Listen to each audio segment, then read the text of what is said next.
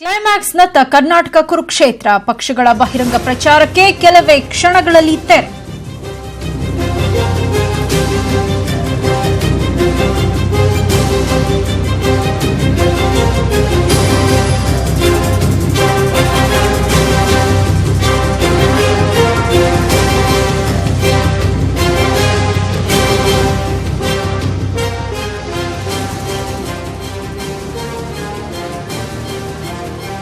ಬಹಿರಂಗ ಪ್ರಚಾರಕ್ಕೆ ಕೆಲವೇ ಕ್ಷಣಗಳಲ್ಲಿ ತೆರೆ ಬೀಳಲಿದೆ. 6 ಗಂಟೆಗೆ ಸರಿಯಾಗಿ ಬಹಿರಂಗ ಪ್ರಚಾರಕ್ಕೆ ತೆರೆ ಬೀಳಲಿದ್ದು, ಮನೆ ಮನೆಗೆ ತೆರಳಿ ನಾಯಕರು ಮತದಾರರ ಮನವೊಲಿಕೆ ಮಾಡಲಿದ್ದಾರೆ. ಕಡೆ ಕ್ಷಣದ ಕಸರತ್ತಿನಲ್ಲಿ ಇದೀಗ ಕದನ ಕಲಿಗಳು ನಿರತರಾಗಿದ್ದಾರೆ. ಇನ್ನು ಕದನ ಕಣದಲ್ಲಿ ಒಟ್ಟು 2655 ಅಭ್ಯರ್ಥಿಗಳ ಫೈಟ್ ನಡೆಯಲಿದೆ. ಕಾಂಗ್ರೆಸ್ನಿಂದ 222, ಬಿಜೆಪಿಯಿಂದ 224, ಜೆಡಿಎಸ್ನಿಂದ 201 ಅಭ್ಯರ್ಥಿಗಳು ಕಣದಲ್ಲಿದ್ದಾರೆ.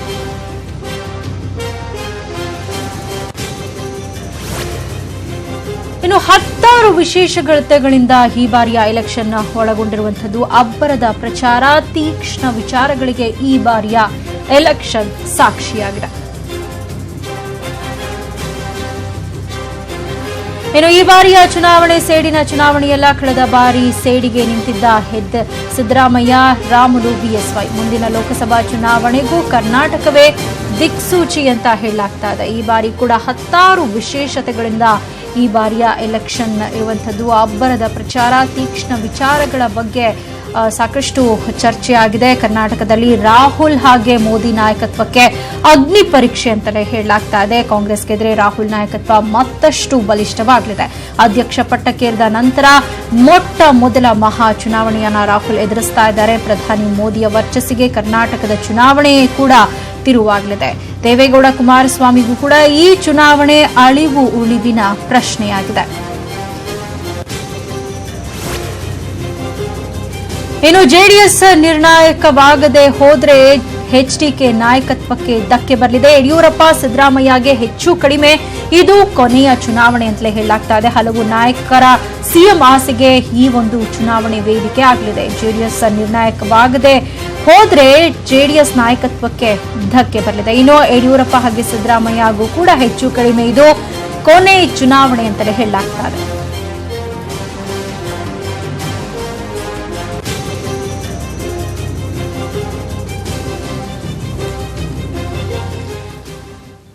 ಈ ಬಗ್ಗೆ ಮತ್ತಷ್ಟು ಮಾಹಿತಿಯನ್ನ ಪಡೆಯೋಣ. ನಮ್ಮ political consultant editor Lakshman Hugar ಇದೀಗ ನ್ಯೂಸ್ ಡೆಸ್ಕ್ನಿಂದ ನಮ್ಮ ಜೊತೆ ನೇರ ಸಂಪರ್ಕದಲ್ಲಿದ್ದಾರೆ.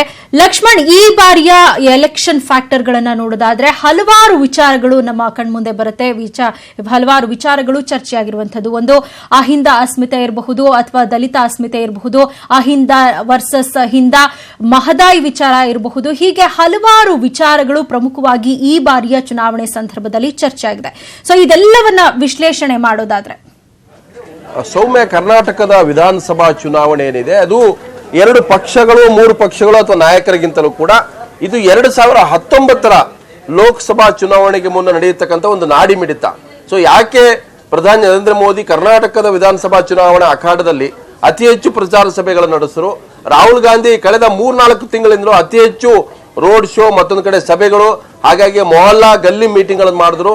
ಸೊ ಯಾವ್ಯಾವ ಏರಿಯಾಗಳಿಗೆ ಹೋಗ್ಬೇಕು ಎಲ್ಲ ಕಡೆ ಹೋದ್ರು. ಮತ್ತೊಂದು ಕಡೆ ಸ್ಥಳೀಯ ನಾಯಕತ್ವದಲ್ಲಿ ವಿಶೇಷವಾಗಿ ಇಲ್ಲಿ ಎದ್ದು ಕಂಡಿರ್ತಕ್ಕಂಥದ್ದು ಒಂದು ಸಿದ್ದರಾಮಯ್ಯ ಸಿಎಂ ನೇತೃತ್ವದಲ್ಲಿ ಕಾಂಗ್ರೆಸ್ ಪಕ್ಷ, ಮತ್ತೊಂದು ಕಡೆ ಕುಮಾರಸ್ವಾಮಿ ನೇತೃತ್ವದಲ್ಲಿ ಜೆಡಿಎಸ್. ಆದ್ರೆ ಯಡಿಯೂರಪ್ಪನವರು ಎಲ್ಲ ಒಂದು ಕಡೆ ಈ ಒಂದು ಚುನಾವಣಾ ಕಾಲದಲ್ಲಿ ಸೈಡ್ ಲೈನ್ ಆದ್ರು ಅನ್ನುವಂಥದ್ದು. ಅಂದ್ರೆ ಇದರ ಇಡೀ ಚುನಾವಣಾ ನೇತೃತ್ವವನ್ನ ಪ್ರಧಾನಿ ನರೇಂದ್ರ ಮೋದಿ, ಮತ್ತೊಂದು ಕಡೆ ಅಮಿತ್ ಶಾ ತೆಗೆದುಕೊಂಡಿರ್ತಕ್ಕಂಥದ್ದು.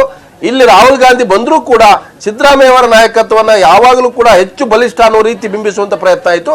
ಆದ್ರೆ ಹೇಳಿ ಪ್ರಾದೇಶಿಕ ಪಕ್ಷ ಜೆಡಿಎಸ್ ಏನಿದೆ, ದೇವೇಗೌಡರು ತಮ್ಮ ಪುತ್ರ ಕುಮಾರಸ್ವಾಮಿ ಅವರ ನೇತೃತ್ವದಲ್ಲಿ ಚುನಾವಣೆ ಎದುರಿಸ್ತಾ ಇದ್ದಾರೆ, ಮತ್ತೆ ಅವರಿಗೆ ಇದು ಪ್ರತಿಷ್ಠೆ. ಸೊ ಹಾಗಾಗಿ ಈ ಚುನಾವಣೆ ಈ ಒಂದು ಕಾರಣಕ್ಕಾಗಿ ಬಹಳ ಮಹತ್ವ ಇದೆ. ಒಂದು ಪ್ರಾದೇಶಿಕವಾಗಿರ್ತಕ್ಕಂಥ ಬಲಿಷ್ಠ ನಾಯಕತ್ವದ ಮಧ್ಯೆಯ ಒಂದು ಫೈಟ್, ಮತ್ತೊಂದು ಕಡೆ ರಾಷ್ಟ್ರೀಯ ಮಟ್ಟದಲ್ಲಿ ಪ್ರಧಾನಿ ವರ್ಸಸ್ ರಾಹುಲ್ ಗಾಂಧಿಗೂ ಕೂಡ ಕರ್ನಾಟಕದ ವಿಧಾನಸಭಾ ಚುನಾವಣೆ ಒಂದು ನಿರ್ಣಾಯಕ ಆಗುತ್ತೆ. ಪೊಲಿಟಿಕಲಿ ಅವರಿಗೆ ಒಂದು ಮೆಸೇಜ್ ಪಾಸ್ ಆಗುತ್ತೆ. ಯಾಕೆ ಮೆಸೇಜ್ ಪಾಸ್ ಆಗುತ್ತೆ ಅಂದ್ರೆ, ಕರ್ನಾಟಕ ವಿಧಾನಸಭಾ ಚುನಾವಣೆಯಲ್ಲಿ ಒಂದು ವೇಳೆ ಕಾಂಗ್ರೆಸ್ಗೆ ಅಧಿಕಾರ ಮತ್ತೆ ಬಂದ್ರೆ ಅಥವಾ ಬಿಜೆಪಿಗೆ ಅಧಿಕಾರ ಸಿಕ್ಕರೆ ಈ 2 ಪಕ್ಷಗಳ ಲೆಕ್ಕಾಚಾರಗಳು ಉಲ್ಟಾ ಪಲ್ಟಾ ಆಗುತ್ತೆ. ಯಾಕಂತಂದ್ರೆ ಇಲ್ಲಿವರೆಗೂ ಕೂಡ ಭಾರತೀಯ ಜನತಾ ಪಕ್ಷ 21 ರಾಜ್ಯಗಳಲ್ಲಿ ಅಧಿಕಾರ ಚುಕ್ಕಾಣಿ ಹಿಡಿದಿದೆ. ಆದ್ರೆ ದಕ್ಷಿಣದಲ್ಲಿ ಭಾರತೀಯ ಜನತಾ ಪಕ್ಷಕ್ಕೆ, ಬಿಜೆಪಿಗೆ ಕರ್ನಾಟಕ ಬಿಟ್ಟರೆ ಬೇರೆಲ್ಲೂ ಕೂಡ ಅಧಿಕಾರ ಸಿಕ್ಕಿಲ್ಲ. ನೀವು ಅದು ತೆಲಂಗಾಣ ತೆಗೆದುಕೊಳ್ಬಹುದು, ಆಂಧ್ರ ಪ್ರದೇಶ, ತಮಿಳುನಾಡು, ಕೇರಳ ಈ ಭಾಗದಲ್ಲಿ ಕೇವಲ ಅದು ಕರ್ನಾಟಕದಲ್ಲಿ ಮಾತ್ರ ಬಿಜೆಪಿ ಆಡಳಿತ ನಡೆಸಿರ್ತಕ್ಕಂಥದ್ದು. ಹಾಗಾಗಿನೇ ಕರ್ನಾಟಕ ಬಿಜೆಪಿಯ ಮಹಾದ್ವಾರ ಅಂತಲೂ ಕೂಡ ಅಲ್ಲಿ ಚರ್ಚೆ ಮಾಡಿದ್ರು. ಈ ಬಾರಿ ಬಿಜೆಪಿ ಕರ್ನಾಟಕ ಗೆಲ್ಲೇಬೇಕು ಅನ್ನೋ ಕಾರಣಕ್ಕಾಗಿ ಶತಾಯಗತಾಯ ಎಲ್ಲ ರೀತಿಯ ಪ್ರಯತ್ನ, ಅದು ಸಂಘಟನೆ ಇರಬಹುದು, ಪೇಜ್ ಪ್ರಮುಖರಿಂದ ಇರಬಹುದು, ಸಭೆಗಳಿರ್ಬೋದು, ರ್ಯಾಲಿಗಳಿರ್ಬೋದು, ಮತ್ತೊಂದು ಕಡೆ ಸಂಘಟನಾತ್ಮಕವಾದ ರಣತಂತ್ರಗಳಿರ್ಬೋದು. ಈಗ ತಾನೇ ಬಿಜೆಪಿ ರಾಷ್ಟ್ರೀಯ ಅಧ್ಯಕ್ಷ ಅಮಿತ್ ಶಾ ಪ್ರೆಸ್ ಮೀಟ್ ಮಾಡಿರ್ತಕ್ಕಂಥದ್ದು, ಬೆಳಿಗ್ಗೆ ರಾಹುಲ್ ಗಾಂಧಿ ಪ್ರೆಸ್ ಮೀಟ್ ಮಾಡಿ ಅನೇಕ ವಿಚಾರಗಳ ಪ್ರಸ್ತಾಪ ಮಾಡಿರ್ತಕ್ಕಂಥದ್ದು. ಸೊ ಹಾಗಾಗಿ ಇದು 2019 ಲೋಕಸಭಾ ಚುನಾವಣೆಗೆ ಒಂದು ರೀತಿಯಲ್ಲಿ ಸೆಮಿಫೈನಲ್ ಆಗುತ್ತೆ. ಇದು ಪ್ರಧಾನಿಯವರ ಒಂದು ವರ್ಚಸ್ಸು ಕೂಡ ಒಂದು ಉತ್ತರ ಕೊಡುತ್ತೆ. ಹಾಗೆ ರಾಹುಲ್ ಗಾಂಧಿ AICC ಅಧ್ಯಕ್ಷ ಆದ ನಂತರ ನಡೀತಾ ಇರತಕ್ಕಂಥ ಮೊಟ್ಟ ಮೊದಲ ಒಂದು ಅಗ್ನಿ ಪರೀಕ್ಷೆ.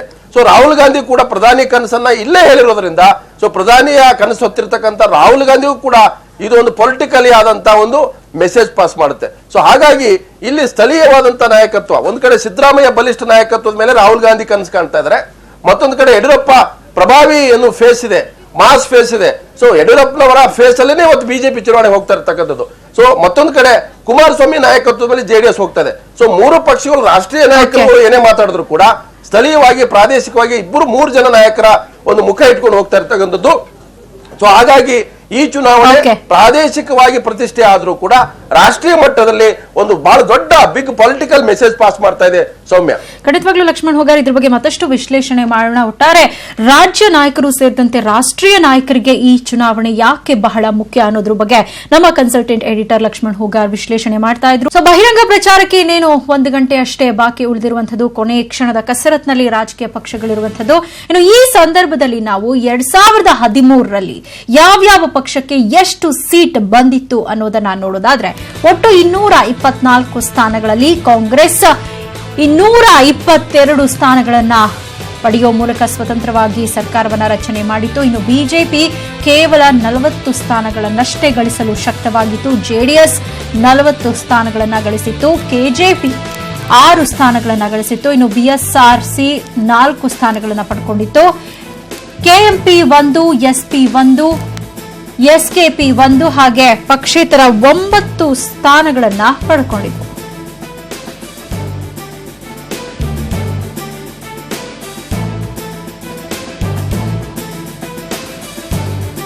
ಇನ್ನು 2013ರಲ್ಲಿ ಶೇಕಡಾವಾರು ಮತವನ್ನ ನೋಡೋದಾದ್ರೆ, ಕಾಂಗ್ರೆಸ್ ಶೇಕಡ 36.59 ಮತವನ್ನ ಪಡ್ಕೊಂಡಿದ್ರೆ, ಬಿಜೆಪಿ ಶೇಕಡ 19.89, JDS ಶೇಕಡ 20.19, ಪಕ್ಷೇತರ 7.38 ಶೇಕಡಾವಾರು ಮತವನ್ನ ಪಡ್ಕೊಂಡಿತ್ತು.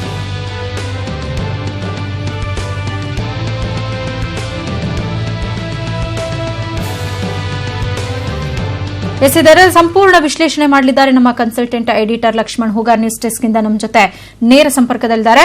ಲಕ್ಷ್ಮಣ್ ಹುಗಾರ್, 2013ರಲ್ಲಿ ಯಾವ ರೀತಿಯಾಗಿ ಶೇಕಡಾವಾರು ಮತ ಬಂದಿತ್ತು, ಹಾಗೆ ಯಾವ್ಯಾವ ಪಕ್ಷಗಳು ಎಷ್ಟೆಷ್ಟು ಸ್ಥಾನಗಳಿಗೆ ತೃಪ್ತಿ ಪಡ್ಕೊಂಡಿದ್ವು ಅನ್ನೋದ್ರ ಬಗ್ಗೆ ನಾವು ಮಾತಾಡ್ತಾ ಇದ್ವಿ. ಸೌಮ್ಯ, 2013 ಒಂದ್ಸಲ ನೋಡೋದಾದ್ರೆ, ಯಾಕಂತಂದ್ರೆ ಈಗ ಅನೇಕ ಸರ್ವೆಗಳು ಕೂಡ ಬಂದಿದಾವೆ. 16 ಸರ್ವೆಗಳನ್ನ ನೀವು ಪೋಲ್ ಆಫ್ ಪೋಲ್ ತೆಗೆದುಕೊಂಡ್ರೆ ಅದು ಬಟ್ಟಿ ಇಳಿಸಿದ್ರೆ ಹೆಚ್ಚು ಕಮ್ಮಿ ಕರ್ನಾಟಕದ ಈ ಮುಂದಿನ ಏನು ವಿಧಾನಸಭೆ ಇದೆ ಅದು ಅತಂತ್ರ ಅನ್ನುವ ರೀತಿ ಬಿಂಬಿಸಲಾಗಿದೆ. ಅಂದ್ರೆ ಆ ಸಮೀಕ್ಷೆಯಲ್ಲಿ ಬಂದಂತ ಶಾಂಪಲ್ಗಳು. ಆದ್ರೆ 2 ರಾಷ್ಟ್ರೀಯ ಪಕ್ಷಗಳು ಬಹಳ ಸ್ಪಷ್ಟವಾಗಿ ಹೇಳ್ತಾ ಇದ್ರೆ, ನಮಗೆ ಯಾರ ಹಂಗಿಲ್ಲ, ಹಂಗ ಅಸೆಂಬ್ಲಿ ಬರೋದಿಲ್ಲ. ಸೊ ಈಗ ತಾನೇ ಅಮಿತ್ ಶಾ ಕೂಡ ಹೇಳಿದ್ರು, ನಾವೇ ಸ್ಪಷ್ಟ ಬಹುಮತ ಪಡಿತೀವಿ, ನಾವೇ ಅಧಿಕಾರಕ್ಕೆ ಬರ್ತೀವಿ ಅಂತ. ಸೊ ಬೆಳಿಗ್ಗೆ ರಾಹುಲ್ ಗಾಂಧಿ, ಸಿದ್ದರಾಮಯ್ಯ ಕೂಡ ಅದೇ ಹೇಳಿದ್ರು, ನಮಗೆ ಮತ್ತೆ ಜನ ಕೈ ಹಿಡಿತಾರೆ, ನಾವೇ ಅಧಿಕಾರಕ್ಕೆ ಬರ್ತೀವಿ ಅಂತೇಳಿ. ಸೊ JDS ನಾಯಕರಂತ ಕುಮಾರಸ್ವಾಮಿ, ದೇವೇಗೌಡ ಕೂಡ ಹೇಳ್ತಾರೆ, ನಾವು ಯಾರ ಮನೆಗೆ ಹೋಗಲ್ಲ, ನಮಗೆ ಜನ ಅಧಿಕಾರ ಕೊಡ್ತಾರೆ, 113 ಸ್ಥಾನ ಗೆಲ್ತೀವಿ. ಸೊ ಒಂದ್ ವೇಳೆ ಅಂತ ಸಂದರ್ಭ ಬಂದ್ರೆ ನಮ್ಮ ಪ್ರಣಾಳಿಕೆ ಒಪ್ಪುವವರ ಜೊತೆಗೆ ನಾವು ಹೋಗ್ತೀವಿ ಅನ್ನುವಂತ ಒಂದು ಸಣ್ಣ ಮೆಸೇಜ್ ಪಾಸ್ ಮಾಡಿದ್ದಾರೆ. ಅಂದ್ರೆ 3 ಪಕ್ಷಗಳಿಗೂ ಕೂಡ ಕರ್ನಾಟಕದ ಮತದಾರ ಕೈ ಹಿಡಿತಾರೆ ಅನ್ನುವಂತ ವಿಶ್ವಾಸದಲ್ಲಿದ್ದಾರೆ. ಅದು ಒಂದು ರಾಜಕೀಯ ಪಕ್ಷದ ನಾಯಕರಾಗಿ ಇಟ್ಕೊಳ್ತಾರೆ. ಸೊ ಆದ್ರೆ ಅಂತಿಮವಾಗಿ ಈ ಜನ ತೀರ್ಮಾನ ಏನ್ ಮಾಡ್ತಾರೆ, ಅದು ಮೇ 12ಕ್ಕೆ. ಸೊ ಇಲ್ಲಿ 2013 ಒಂದ್ಸಲ ನೋಡ್ಕೊಂಡು ಬಂದ್ರೆ, 2013 ಚುನಾವಣೆ ಬಹಳ ಇಂಟ್ರೆಸ್ಟಿಂಗ್ ಆಗಿರ್ತಕ್ಕಂಥ ವಿದ್ಯಮಾನಗಳನ್ನು ಕೂಡಿದೆ. ಸೊ ಯಾವ ಬಿಜೆಪಿ ಬಹಳ ದ್ರೋಹ ಮಾಡ್ತು, ಬಿಜೆಪಿ ನನ್ನನ್ನ ಬೆನ್ನಿಗೆ ಚೂರಿ ಹಾಕ್ತು, ನನ್ನನ್ನ ಅಧಿಕಾರದಿಂದ ಹೊರಗೆ ಕಳಿಸಿದ್ರು, ರಾಜೀನಾಮೆ ಕೊಟ್ಟು ಕಳಿಸಿದ್ರು. ಸೊ ಎಲ್ಲ ಆರೋಪಗಳಿಗೆ ಕೂಡ ಬಿಜೆಪಿಯ ಮನೆಯಲ್ಲಿ ಇರ್ತಕ್ಕಂಥವ್ರ ಜೊತೆಗೆ ಹೊರಗಿನವರು ಕೂಡ ಸೇರ್ಕೊಂಡು ನನ್ನ ವಿರುದ್ಧ ಪಿತೂರು ಮಾಡಿದ್ರು ಅಂತ ಹೇಳಿ ಯಡಿಯೂರಪ್ಪ ಹೊರಗಡೆ ಹೋಗಿ KJP ಮಾಡಿದ್ರು. ಹಾಗೆ BSR ಕಾಂಗ್ರೆಸ್ನ ನಾಯಕರಾಗಿ ಹೊರಗಡೆ ಬಂದಂತ ಶ್ರೀರಾಮುಲು ಅವರು ಒಂದು ಹೊಸ ಪಕ್ಷ, ಬಡವರು ಶ್ರಮಿಕರ ಕಾಂಗ್ರೆಸ್ ಪಕ್ಷ ಅಂದ್ರೆ ಶ್ರಮಿಕರ ಪಕ್ಷ ಅಂತ ಮಾಡ್ಕೊಂಡ್ರು. ಕರ್ನಾಟಕ ಜನತಾ ಪಾರ್ಟಿ ಅಂತ ಯಡಿಯೂರಪ್ಪ ಮಾಡ್ಕೊಂಡ್ರು. ಆ 2 ಪಕ್ಷಗಳು ಇಡೀ ಕರ್ನಾಟಕದಲ್ಲಿ 14% ವೋಟ್ ಪಡೆದಿರ್ತಕ್ಕಂಥದ್ದು. So KJP 10%, BSR Congress 4%. ಅಂದ್ರೆ ಎರಡು ಪಕ್ಷಗಳಿಂದ 10 ಸ್ಥಾನಗಳು ಬಂತು. 110 ಸ್ಥಾನ ಪಡೆದಂತ 2008ರಲ್ಲಿ ಬಿಜೆಪಿ 2013ಕ್ಕೆ ಬಂದಾಗ ಯಡಿಯೂರಪ್ಪ ಮತ್ತು ಶ್ರೀರಾಮುಲು ಫ್ಯಾಕ್ಟರಿಯಿಂದಾಗಿ ಬಿಜೆಪಿ ತನ್ನ ಯಥಾಸ್ಥಿತಿ ಏನಿತ್ತಲ್ಲ ಬಂದ್ರು 30, 28, 40 ಆ ಸ್ಥಾನಕ್ಕೆ ಬಂತು. ಅಂದ್ರೆ ಯಡಿಯೂರಪ್ಪ ಶ್ರೀರಾಮುಲು ಇಲ್ಲದೆ ಇರೋ ಬಿಜೆಪಿ ಮತ್ತೆ ತನ್ನ 40 ಸ್ಥಾನಕ್ಕೆ ಬಂದು 20% ಮತಗಳನ್ನು ಮಾತ್ರ ಪಡ್ಕೊಳ್ತು. ಆದ್ರೆ JDS ಕುಮಾರಸ್ವಾಮಿ ನಾಯಕತ್ವದಲ್ಲಿ 40 ಸ್ಥಾನಗಳನ್ನು ಪಡ್ಕೊಂಡು ಅದು ಕೂಡ 20% ವೋಟ್ ಪಡ್ಕೊಳ್ತು. ಅಂದ್ರೆ 2013 ಚುನಾವಣೆ ಇದೆ, ಅದು ಸಿದ್ದರಾಮಯ್ಯ ನಾಯಕತ್ವದಲ್ಲಿ ಬಿಜೆಪಿ ಒಡಕಿನ ಲಾಭವನ್ನ ಮತಗಳ ಧ್ರುವೀಕರಣದಲ್ಲಿ ಮತ್ತೊಂದು ಕಡೆ ಆ ಬಿಜೆಪಿಯಲ್ಲಿ 3 ಚೀಫ್ ಮಿನಿಸ್ಟರ್ಗಳು ಏನೆಲ್ಲ ಆರೋಪಗಳಾಯ್ತು, ಜೈಲಾಯ್ತು, ಮತ್ತೆ ಒಬ್ಬರ ಮೇಲೊಬ್ಬರ ಆರೋಪಗಳು, ಇಡೀ ಕಿತ್ತಾಟದ ಲಾಭವನ್ನ ಕಾಂಗ್ರೆಸ್ ಪಡ್ಕೊಳ್ತು. 122 ಸ್ಥಾನಗಳನ್ನು ಪಡ್ಕೊಂಡು ಸ್ಪಷ್ಟ ಬಹುಮತದೊಂದಿಗೆ ಅಧಿಕಾರಕ್ಕೆ ಬಂತು. ಆದ್ರೆ ಈಗ ಅದೇ ಸ್ಪಷ್ಟ ಬಹುಮತ ಸಿಗುತ್ತಾ? ಆ ಸ್ಪಷ್ಟ ಬಹುಮತದ ಭರವಸೆಯನ್ನ 3 ಪಕ್ಷಗಳು ಇಟ್ಕೊಂಡಿದ್ದಾವೆ. ಹಾಗಾಗಿ ಕೆಜೆಪಿ, BSR ಕಾಂಗ್ರೆಸ್ ಈಗ ಏನು ಬಿಜೆಪಿ ಒಳಗಡೆ ಬಂದಿರೋದು ಯಡಿಯೂರಪ್ಪ ಮತ್ತು ಶ್ರೀರಾಮುಲು, ಅದ್ರ ಲಾಭ ಬಿಜೆಪಿಗೆ ಆಗುತ್ತೆ ಅನ್ನೋ ಅಂತ ನಿರೀಕ್ಷೆ ಇಟ್ಕೊಂಡಿದ್ದಾರೆ. ಆದ್ರೆ ಈಗಲೂ ಕೂಡ ಯಾವುದೇ ಪಕ್ಷಕ್ಕೂ ಒಳಗಡೆ ಕೇಳಿದ್ರೆ, ಅಂದ್ರೆ ಆ ಒಳಗಡೆ ಅವ್ರ ಪರ್ಸನಲ್ ಆಗಿ ಕೇಳಿದ್ರೆ ಕಾನ್ಫಿಡೆಂಟ್ ಇಲ್ಲ, ಆದ್ರೆ ಹೊರಗಡೆ ಸ್ಪಷ್ಟ ಬಹುಮತದ ಬಗ್ಗೆ ಮಾತಾಡ್ತಾ ಇದ್ರೆ. ಹಾಗಾದ್ರೆ ರಾಜ್ಯದಲ್ಲಿ ಮೈತ್ರಿಯ ಸೂಚನೆಯನ್ನ ಸಮೀಕ್ಷೆಗಳು ಹೇಳ್ತಾ ಇದ್ದಾವೆ. ಕೆಲವು ಸಮೀಕ್ಷೆಗಳು ಸ್ಪಷ್ಟ ಬಹುಮತದ ಸೂಚನೆ ಕೊಟ್ಟಿದ್ದಾವೆ. ಅಂತಿಮವಾಗಿ ರಾಜ್ಯದ ಜನ ತೀರ್ಪು ಕೊಡ್ತಾರೆ. ಸೊ ಇಲ್ಲಿ ಏರಿಯಾ ವೈಸ್ ನಾವು ನೋಡ್ಕೊಂಡು ಬರೋದೇ ಆದ್ರೆ 2008ರಲ್ಲಿ ಕಾಂಗ್ರೆಸ್ ಪಕ್ಷ ಪಡೆದಂತ ಮತಗಳು 34.59, ಬಿಜೆಪಿ ಆವಾಗ ಪಡೆದಿದ್ದು 33.86. ಅಂದ್ರೆ ಬಿಜೆಪಿಗಿಂತಲೂ ಕೂಡ ಕಾಂಗ್ರೆಸ್ ಹೆಚ್ಚು ಕಮ್ಮಿ 1% ವೋಟ್ ಜಾಸ್ತಿ ಪಡೆದಿತ್ತು ಸೌಮ್ಯ. ಆದ್ರೆ ಸೀಟ್ಗಳಲ್ಲಿ ಕಾಂಗ್ರೆಸ್ 80 ಸ್ಥಾನ ಪಡೆದಿತ್ತು 2008ರಲ್ಲಿ. ಬಿಜೆಪಿ ಯಡಿಯೂರಪ್ಪ ನಾಯಕತ್ವದಲ್ಲಿ 110 ಸ್ಥಾನಗಳನ್ನು ಮಾತ್ರ ಪಡೆದಿತ್ತು. ಅಂದ್ರೆ ಆಗ್ಲೂ ಕೂಡ ಅಷ್ಟೆಲ್ಲ JDS ವಚನ ಭ್ರಷ್ಟತೆ, ಮತ್ತೊಂದು ಕಡೆ ಮೋಸ ಮಾಡಿದ್ರು, ನಮಗೆ ಅಧಿಕಾರವನ್ನ CM ಸ್ಥಾನ ಕೊಡ್ಲಿಲ್ಲ ಅಂತ ಹೇಳಿ ಯಡಿಯೂರಪ್ಪ ರಾಜ್ಯಾದ್ಯಂತ ಪ್ರಚಾರ ಮಾಡಿದ್ರು ಕೂಡ ಆಗ ಬಂದಿದ್ದು ಕೇವಲ 110 ಸ್ಥಾನ. ಅಂದ್ರೆ 113 ಸ್ಥಾನ ಬೇಕಾಗುತ್ತೆ. ಆಗ ಆಪರೇಷನ್ ಕಮಲ ಪಕ್ಷೇತರ ಬೆಂಬಲದಿಂದ ಯಡಿಯೂರಪ್ಪನವರು CM ಆದ್ರು. ಆದ್ರೆ ಈ ಬಾರಿ ನಾವು 113 ಕ್ರಾಸ್ ಮಾಡ್ತೀವಿ ಅಂತ ಬಿಜೆಪಿ ಹೇಳ್ತಿದ್ರೆ, ಕಾಂಗ್ರೆಸ್ ಕೂಡ ಹೇಳ್ತಾ ಇದ್ರೆ ನಾವು ಮತ್ತೆ ಅಧಿಕಾರಕ್ಕೆ ಬರ್ತೀವಿ ಅಂತ ಹೇಳ್ತಿದ್ರೆ, ಹಾಗೆ JDS ಕೂಡ ಹೇಳ್ತಾ ಇದೆ ನಾವೇ ಅಧಿಕಾರಕ್ಕೆ ಬರ್ತೀವಿ ಅನ್ನುವಂಥದ್ದು. ಅವೆಲ್ಲವೂ ಲೆಕ್ಕಾಚಾರ ನೋಡಿದ್ರೆ ಈಗಲೂ ಕೂಡ ಆ 3 ಪಕ್ಷಗಳಿಗೆ ಆ ರೀತಿಯ ಕಾನ್ಫಿಡೆನ್ಸ್ ಹೊರಗಡೆ ಇದೆ, ಆದ್ರೆ ಒಳಗಡೆ ಇಲ್ಲ ಸೌಮ್ಯ. 2013ರ ಚುನಾವಣಾ ಫಲಿತಾಂಶದ ವಿಶ್ಲೇಷಣೆಯನ್ನ ಮಾಡಲಾಗ್ತಾ ಇತ್ತು. ಈಗಾಗಲೇ ಯಾವ್ಯಾವ ಪಕ್ಷಗಳಿಗೆ ಎಷ್ಟೆಷ್ಟು ಸ್ಥಾನ ಬಂದಿತ್ತು, ಆ ಶೇಕಡಾವಾರು ಮತಗಳೆಷ್ಟು ಬಂದಿತ್ತು ಅನ್ನೋದನ್ನ ನಾವು ನೋಡಿದ್ವಿ. ಇನ್ನು 2013ರಲ್ಲಿ ವಲಯವಾರು ಫಲಿತಾಂಶವನ್ನ ನೋಡೋದಾದ್ರೆ ಮೊದಲಿಗೆ ಹಳೆ ಮೈಸೂರು ಭಾಗದಲ್ಲಿ ಕಾಂಗ್ರೆಸ್ ಎಷ್ಟು ಸ್ಥಾನವನ್ನ ಪಡ್ಕೊಂಡಿತ್ತು ಅನ್ನೋದನ್ನ ನೋಡೋದಾದ್ರೆ ಕಾಂಗ್ರೆಸ್ 25 ಸ್ಥಾನಗಳನ್ನ ಪಡ್ಕೊಂಡಿತ್ತು, JDS 23 ಸ್ಥಾನವನ್ನ ಪಡ್ಕೊಂಡಿತ್ತು, ಬಿಜೆಪಿ 4 ಸ್ಥಾನವನ್ನ ಪಡ್ಕೊಂಡಿದ್ರೆ SP 1, ಸರ್ವೋದಯ 1, ಪಕ್ಷೇತರ 3 ಸ್ಥಾನಗಳನ್ನ ಪಡ್ಕೊಂಡಿತ್ತು. ಒಟ್ಟು ಹಳೆ ಮೈಸೂರು ಭಾಗದಲ್ಲಿ 57 ಸೀಟ್ಗಳು ಈ ಭಾಗದಿಂದ ಬಂದಿತ್ತು.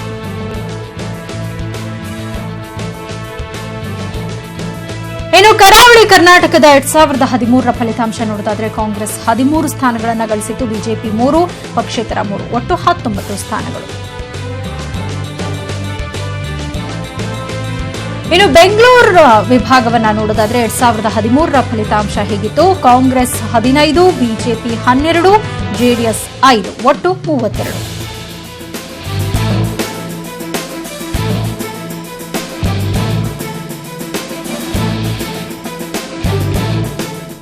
ಇದರ ಸಂಪೂರ್ಣ ವಿಶ್ಲೇಷಣೆಯನ್ನ ಮಾಡಲಿದ್ದಾರೆ ನಮ್ಮ ಕನ್ಸಲ್ಟೆಂಟ್ ಎಡಿಟರ್ ಲಕ್ಷ್ಮಣ್ ಹುಗಾರ್. ಲಕ್ಷ್ಮಣ್ ಹುಗಾರ್, ನಾವೀಗಾಗಲೇ ಒಟ್ಟು ಎಷ್ಟು ಸ್ಥಾನಗಳಲ್ಲಿ ಯಾವ್ಯಾವ ಪಕ್ಷಕ್ಕೆ ಎಷ್ಟು ಸ್ಥಾನ ಬಂದಿತ್ತು 2013ರಲ್ಲಿ ಅನ್ನೋದನ್ನ ನೋಡಿದ್ವಿ. ಶೇಕಡಾವಾರು ಮತದಾನ ಯಾವ ರೀತಿ ಆಗಿತ್ತು ಅನ್ನೋದ್ರ ಬಗ್ಗೆ ಕೂಡ ಮಾತನಾಡಿದ್ವಿ. ಇನ್ನು ನಾವು ಕರಾವಳಿ, ಬೆಂಗಳೂರು ಹಾಗೆ ಹಳೆ ಮೈಸೂರು ಭಾಗದಲ್ಲಿ ಯಾವ್ಯಾವ ಪಕ್ಷಗಳು ಎಷ್ಟೆಷ್ಟು ಸ್ಥಾನವನ್ನ ಪಡ್ಕೊಂಡಿತ್ತು ಅನ್ನೋದನ್ನ ವಲಯವಾರು ವಿಶ್ಲೇಷಣೆ ಮಾಡೋದಾದ್ರೆ ಸೌಮ್ಯ, ಇವತ್ತಿನ ಈ ಚುನಾವಣೆ ಭರಾಟೆ ನೋಡ್ತಾ ಇದ್ರೆ 2 ಅಂಶಗಳು ಗಮನಿಸಬೇಕಾಗತ್ತೆ. ಒಂದು, ಉತ್ತರ ಕರ್ನಾಟಕ ಅಂತ ಬಂದ್ರೆ ಅಲ್ಲಿ ನೇರ ಫೈಟ್ ಇರತಕ್ಕಂಥದ್ದು ಕಾಂಗ್ರೆಸ್ ಮತ್ತು ಬಿಜೆಪಿ ಮಧ್ಯೆ. ಕೆಲವು ಕ್ಷೇತ್ರಗಳಲ್ಲಿ JDS, ಕಾಂಗ್ರೆಸ್, ಬಿಜೆಪಿ ಮಧ್ಯೆ ತ್ರಿಕೋನ ಸ್ಪರ್ಧೆ ಇದೆ. ನಾವೀಗ ಮಾತಾಡ್ತಾ ಇರ್ತಕ್ಕಂಥದ್ದು ಹಳೆ ಮೈಸೂರು, ಕರಾವಳಿ ಮತ್ತು ಬೆಂಗಳೂರು. ಹಳೆ ಮೈಸೂರು ಈಗ ನೇರವಾಗಿ ನಾನು ಹೇಳೋದಾದ್ರೆ ಕಾಂಗ್ರೆಸ್ JDS ಮಧ್ಯೆ ನೇರ ಹಣಾಹಣಿ ಇದೆ. ಕೆಲವು ಕ್ಷೇತ್ರಗಳಲ್ಲಿ ಅದರಲ್ಲಿ ಮೈಸೂರಿನ KR ಕೃಷ್ಣರಾಜ, ಮತ್ತೊಂದು ಕಡೆ ಚನ್ನಪಟ್ಟಣ, ಹಾಗೇನೆ KGF ಏನು ಸಂಪಂಗಿಯ ಪುತ್ರಿ ಇರ್ತಕ್ಕಂಥ KGF, ಮತ್ತೆ ತುಮಕೂರಿನ ಬೆಂಗಳೂರು ತುಮಕೂರು ಗ್ರಾಮೀಣ, ಮತ್ತೊಂದು ಕಡೆ ತುಮಕೂರು ನಗರ. ಸೊ ಚಿಕ್ಕನಾಯಕನಹಳ್ಳಿ ಕೆಲವು ಕ್ಷೇತ್ರಗಳು ನಾವು ತೆಗೆದುಕೊಂಡ್ರೆ ಅಲ್ಲಿ ಫೈಟ್ ಇದೆ. ಇವತ್ತು ಹಾಸನದಲ್ಲೂ ಕೂಡ ಬಿಜೆಪಿ ವರ್ಸಸ್ ಅಲ್ಲಿ JDS ಅಂತೂ ಇದೆ. ಹಾಗೇನೆ ಅರ್ಕಲಗೂಡಲ್ಲೂ ಕೂಡ ಟ್ರಯಾಂಗಲ್ ಫೈಟ್ ಇದೆ. ಹೀಗೆ ಒಂದು 10 ರಿಂದ 15 ಕ್ಷೇತ್ರಗಳಲ್ಲಿ BJP JDS Congress triangular fight ಕಂಡು ಬರ್ತಾ ಇದೆ. ಸೊ ಹೆಚ್ಚು ಕಮ್ಮಿ ಹಳೆ ಮೈಸೂರು ಭಾಗದಲ್ಲಿ 57 ಸ್ಥಾನಗಳ ಪೈಕಿ 2013ರಲ್ಲಿ ಕಾಂಗ್ರೆಸ್ ನಂಬರ್ 1 ಆಗಿತ್ತು. ಸೊ ಅಲ್ಲಿ JDS 2ನೇ ಸ್ಥಾನದಲ್ಲಿದೆ. ಇವತ್ತು ನಾವು ಚರ್ಚೆ ಮಾಡ್ತಾ ಇರ್ತಕ್ಕಂಥ JDS ನ ಭದ್ರಕೋಟೆ ಇರ್ತಕ್ಕಂಥದ್ದೇ ಹಳೆ ಮೈಸೂರು ಕರ್ನಾಟಕ, ಚಿತ್ರದುರ್ಗದಿಂದ ಈ ಭಾಗದಲ್ಲಿ ಹೆಚ್ಚು ಕಮ್ಮಿ 7-8 ಜಿಲ್ಲೆಗಳಲ್ಲಿ JDS ತನ್ನ ಭದ್ರನೆಲೆ ಇದೆ. ಸೊ ಭದ್ರನೆಲೆ ಇದೆ ಅಂತ ಅಂದಾಗಲೂ ಕೂಡ 2013ರಲ್ಲಿ ಕಾಂಗ್ರೆಸ್ ಅಲ್ಲಿ ಟಾಪ್ ಆಗಿ ಗೆದ್ದಿರ್ತಕ್ಕಂಥದ್ದು 25 ಸ್ಥಾನ. ಸೊ JDS 23, ಬಿಜೆಪಿ ಕೇವಲ 4 ಸ್ಥಾನ ಗೆದ್ದಿರ್ತಕ್ಕಂಥದ್ದು. ಸೊ ಇಲ್ಲಿ ಬಿಜೆಪಿಗೆ ಟೆನ್ಷನ್ ಆಗಿರ್ತಕ್ಕಂಥದ್ದು ಈ ಭಾಗದಲ್ಲಿ. ಸೊ ಹಾಗಾಗಿನೇ ಬಿಜೆಪಿ CP ಯೋಗೇಶ್ವರನ್ ಸೇರಿಸ್ಕೊಂಡಿರ್ತಕ್ಕಂಥದ್ದು. ಮತ್ತೆ ಅಲ್ಲಿ ಬೇರೆ ಬೇರೆ ಕ್ಷೇತ್ರದಲ್ಲಿ ಆಪರೇಷನ್ ಕಮಲ ಅಂತ ಕರಿಬಹುದು ಅಥವಾ ಪಕ್ಷಾಂತರ ಅಂತ ಕರಿಬಹುದು, ಅಲ್ಲಿ ಅನೇಕರು ಬಿಜೆಪಿ ಬಂದು ಟಿಕೆಟ್ ಅನ್ನು ಕೂಡ ಪಡ್ಕೊಂಡು ಈ ಚುನಾವಣಾ ಅಖಾಡದಲ್ಲಿದ್ದಾರೆ. ಸೊ ಕಾಂಗ್ರೆಸ್ ಕೂಡ ಗೆಲ್ಲುವ ಅಭ್ಯರ್ಥಿಗಳನ್ನು ಕಣಕ್ಕಿಳಿಸಿದೆ. ಹಾಗೆ JDS ಕೂಡ ತನ್ನ 7 ಜನ ಏನು ಪಕ್ಷಾಂತರ ಮಾಡಿ ಇವತ್ತು ರಾಜ್ಯಸಭಾ ಚುನಾವಣೆ ಹೊರಗಡೆ ಹೋದ ಚಲುವರಾಯ ಇರಬಹುದು, ಜಮೀರ್ ಅಹಮದ್ ಅಂತಲ್ಲೂ ಕೂಡ ಬೇರೆ ಪಕ್ಷದ ಪ್ರಭಾವಿಗಳನ್ನೇ ತಂದು ನಿಲ್ಲಿಸಿರ್ತಕ್ಕಂಥದ್ದು. ಸೊ ಹಳೆ ಮೈಸೂರು ಕರ್ನಾಟಕದಲ್ಲಿ ಇವತ್ತು ನೇರವಾಗಿ ದೇವೇಗೌಡ ವರ್ಸಸ್ ಸಿದ್ದರಾಮಯ್ಯ, ಕುಮಾರಸ್ವಾಮಿ ವರ್ಸಸ್ ಸಿದ್ದರಾಮಯ್ಯ, ಅಂದ್ರೆ ಈ ಭಾಗ 57 ಸ್ಥಾನದಲ್ಲಿ ಭಾರತೀಯ ಜನತಾ ಪಕ್ಷಕ್ಕೆ ಅಷ್ಟು ದೊಡ್ಡ ಮಟ್ಟದ ಲಾಭ ಆಗಲ್ಲ ಅನ್ನುವಂಥದ್ದು. ಯಾಕಂತಂದ್ರೆ ಅಲ್ಲಿ ಅದರ ಬೇಸ್ ಇನ್ನೂ ಕೂಡ ಗಟ್ಟಿಯಾಗಿಲ್ಲ. ಸೊ ಭಾರತೀಯ ಜನತಾ ಪಕ್ಷ ಇಲ್ಲಿ ನಾವೊಂದು 15-20% ಅಂತ ಕೌಂಟ್ ಮಾಡಿದ್ರು ಕೂಡ 80% ಫೈಟ್ ಇರ್ತಕ್ಕಂಥದ್ದು JDS ಕಾಂಗ್ರೆಸ್. ಸೊ ಈ ಬಾರಿ JDS ಲೆಕ್ಕಾಚಾರ ಏನಿದೆ ಅಂದ್ರೆ ಅದರಲ್ಲಿ JDS 23ರಿಂದ 30 ಸ್ಥಾನ ಗೆಲ್ಲಬೇಕನ್ನುವಂತ ಅದು ಟಾರ್ಗೆಟ್ ಇಟ್ಕೊಂಡಿದೆ. ಸೊ ಕಾಂಗ್ರೆಸ್ ಕೂಡ ಈ ಒಂದು ಏನು ಕೋಟೆ ಇದೆ ಒಕ್ಕಲಿಗರ ಕೋಟೆ, ಇಲ್ಲಿ ನಾವು ಹೆಚ್ಚು ಸ್ಥಾನ ಪಡ್ಕೊಳ್ಳೇಬೇಕನ್ನುವಂತ ಫೈಟ್ ಇದೆ. ಸೊ ಹಾಗಾಗಿ ಕರಾವಳಿಯಲ್ಲಿ ಕಳೆದ ಬಾರಿ ಏನು 2013ರಲ್ಲಿ ಭಾರತೀಯ ಜನತಾ ಪಕ್ಷ ಹೆಚ್ಚು ಕಮ್ಮಿ ಸೋತು ಹೋಗಿತ್ತು, 2-3 ಸ್ಥಾನಗಳನ್ನು ಮಾತ್ರ ಗೆದ್ದಿತ್ತು 13 ಸ್ಥಾನಗಳಲ್ಲಿ. ಸೊ ಈ ಬಾರಿ ಅಲ್ಲಿ ಬಿಜೆಪಿ ತನ್ನ ಶಕ್ತಿಯನ್ನು ಪಡ್ಕೊಳ್ಳಲಿಕ್ಕೆ ಎಲ್ಲ ರೀತಿಯ ಪ್ರಯತ್ನ ಮಾಡಿದೆ. ಹಾಗೇನೆ ಬೆಂಗಳೂರಿನಲ್ಲೂ ಕೂಡ ಕಾಂಗ್ರೆಸ್ ಮತ್ತು ಬಿಜೆಪಿ ಮಧ್ಯೆ ನೇರ ಹಣಾಹಣಿ ಕಳೆದ ಚುನಾವಣೆಯಲ್ಲಿ ಅಂದ್ರೆ 15 ಸ್ಥಾನಗಳನ್ನು ಕಾಂಗ್ರೆಸ್ ಪಡೆದಿತ್ತು 2013ರಲ್ಲಿ, ಆದ್ರೆ 13 ಸ್ಥಾನಗಳನ್ನ ಬಿಜೆಪಿ ಪಡೆದಿರ್ತಕ್ಕಂಥದ್ದು. ಸೊ ಈ ಬಾರಿ ಬಿಜೆಪಿ ಹಳೆ ಮೈಸೂರು ಭಾಗದಲ್ಲಿ ತೆಗೆದುಕೊಂಡ್ರೆ ಬೆಂಗಳೂರಲ್ಲಿ ಮಾತ್ರ ಅದು ಬಹಳ ದೊಡ್ಡ ಪ್ರಮಾಣದಲ್ಲಿ ಆ ಫೈಟ್ ಮಾಡ್ತಾ ಇದೆ. ಅಂದ್ರೆ ಅವರು ಹೆಚ್ಚಿನ ಸ್ಥಾನ ಪಡ್ಕೊಳ್ಳಿಕ್ಕೆ ಎಕ್ಸ್ಪೆಕ್ಟ್ ಮಾಡ್ತಾ ಇರ್ತಕ್ಕಂಥದ್ದು ಬೆಂಗಳೂರು ಸೌಮ್ಯ. ಹಾಗಾಗಿ ಕರಾವಳಿ ಮತ್ತು ಬೆಂಗಳೂರಿನಲ್ಲಿ ಬಿಜೆಪಿ ಮತ್ತು ಕಾಂಗ್ರೆಸ್ ಮಧ್ಯೆ ಫೈಟ್ ಆಗುತ್ತೆ. ಹಾಗೇನೆ ಹಳೆ ಮೈಸೂರು ಭಾಗದಲ್ಲಿ ರಾಮನಗರ, ಹಾಸನ, ಹಾಗೇನೆ ತುಮಕೂರು, ಕೋಲಾರ, ಚಿಕ್ಕಬಳ್ಳಾಪುರ, ಹಾಗೆ ಚಾಮರಾಜನಗರ, ಮೈಸೂರು ಈ ಭಾಗದಲ್ಲಿ ಕಾಂಗ್ರೆಸ್ ಮತ್ತೆ JDS ಮಧ್ಯೆ ನೇರ ಹಣಾಹಣಿದೆ. ಸೊ ಕೆಲವು ಕ್ಷೇತ್ರಗಳಲ್ಲಿ ಟ್ರಯಾಂಗಲರ್ ಆಗುತ್ತೆ. ಕೊಡಗಿನ 2 ಕ್ಷೇತ್ರಗಳಲ್ಲಿ ಕೂಡ ಒಂದು JDS ಬಿಜೆಪಿ ಆಗುತ್ತೆ, ಇನ್ನೊಂದು ಕಡೆ ಕಾಂಗ್ರೆಸ್ ಬಿಜೆಪಿ ಆಗುತ್ತೆ. ಅಂದ್ರೆ ಹೆಚ್ಚು ಕಮ್ಮಿ ಈ ಭಾಗದಲ್ಲಿ ಕಾಂಗ್ರೆಸ್ ವರ್ಸಸ್ JDS ಅನ್ನುವಂಥದ್ದು ಇಲ್ಲಿ ಕಂಡು ಬರ್ತಾ ಇದೆ ಸೌಮ್ಯ. ಇನ್ನು ಮುಂಬೈ ಕರ್ನಾಟಕ 2013ರಲ್ಲಿ ಯಾವ ರೀತಿಯಾದಂತಹ ಒಂದು ಫಲಿತಾಂಶವನ್ನು ಪಡೆದುಕೊಂಡಿತ್ತು ಅನ್ನೋದನ್ನ ನೋಡೋದಾದ್ರೆ ಕಾಂಗ್ರೆಸ್ 31 ಸ್ಥಾನಗಳನ್ನು ಗಳಿಸಿತ್ತು, ಬಿಜೆಪಿ 14 ಸ್ಥಾನಗಳನ್ನು ಗಳಿಸಿತ್ತು, KJP 2, JDS 1, ಪಕ್ಷೇತರ 2. ಒಟ್ಟು 50 ಸ್ಥಾನಗಳಲ್ಲಿ ಕಾಂಗ್ರೆಸ್ 31, ಬಿಜೆಪಿ 14 ಸ್ಥಾನವನ್ನ ಪಡ್ಕೊಂಡಿತ್ತು. ಇನ್ನು ಮಧ್ಯ ಕರ್ನಾಟಕದ ಫಲಿತಾಂಶವನ್ನು ನೋಡೋದಾದ್ರೆ Congress 15, BJP 3, JDS 6, KJP 1, BSR 1. ಒಟ್ಟು 26 ಸ್ಥಾನಗಳಲ್ಲಿ ಕಾಂಗ್ರೆಸ್ 15, ಬಿಜೆಪಿ 3, JDS 6 ಹಾಗೆ BSR 1 ಸ್ಥಾನವನ್ನು ಪಡ್ಕೊಂಡಿತ್ತು. ಇನ್ನು ಹೈದರಾಬಾದ್ ಕರ್ನಾಟಕದ ಫಲಿತಾಂಶವನ್ನು ನೋಡೋದಾದ್ರೆ Congress 23, BJP 5, JDS 5, KJP 3, BSR 3, KMP 1. ಒಟ್ಟು 40 ಸ್ಥಾನಗಳಲ್ಲಿ ಕಾಂಗ್ರೆಸ್ 23 ಸ್ಥಾನವನ್ನು ಪಡ್ಕೊಂಡಿತ್ತು, ಬಿಜೆಪಿ 5, JDS 5 ಹಾಗೆ KJP 3 ಸ್ಥಾನವನ್ನು ಪಡ್ಕೊಂಡಿತ್ತು.